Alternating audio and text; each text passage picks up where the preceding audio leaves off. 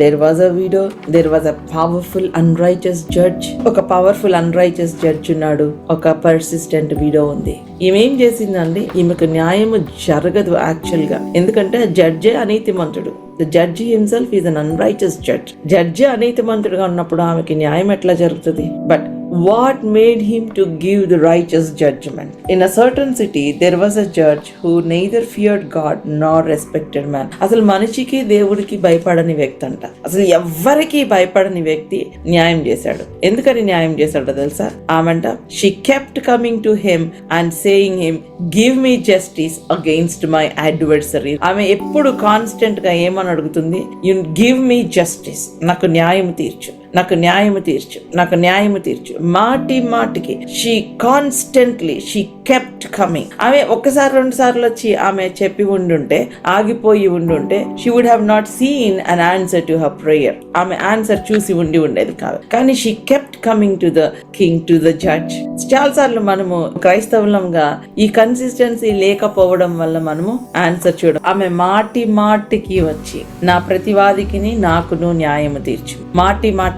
She kept coming again and again, again and again. She's asking him, give me justice against my adversary. She kept coming. మాటి మాటికి వచ్చి న్యాయం తీర్చమని అడుగుతుంది. అప్పుడు ఆయన విసిగిపోయి నేను దేవుడికి భయపడను, మనుషులకి భయపడను, కానీ ఈమె నన్ను తొందర పెడుతుంది కాబట్టి ఈమెకు న్యాయం చేస్తాను. For a while he refused. కొంతకాలం రెఫ్యూజ్ చేశాడు. Oh my dear brothers and sisters, I'm telling you, నేను ఎప్పుడు చెప్తాను కదా, consistency breaks the resistance. Hallelujah. He refused, he resisted for a while, but her consistency broke the resistance. ఆమె consistent గా న్యాయాధిపతి దగ్గరికి వస్తుంది, కన్సిస్టెంట్ గా she is appearing her self before the court. Even she don't even have an advocate. అక్కడ advocate లేడు, advocate ని hire చేసుకోవడానికి ఆమె దగ్గర డబ్బులు కూడా లేవు. She is a helpless widow, she is a powerless widow. She don't have any friends to recommend her. She don't have anything or anyone on her behalf, but her consistency broke the resistance. Her consistency made her powerful.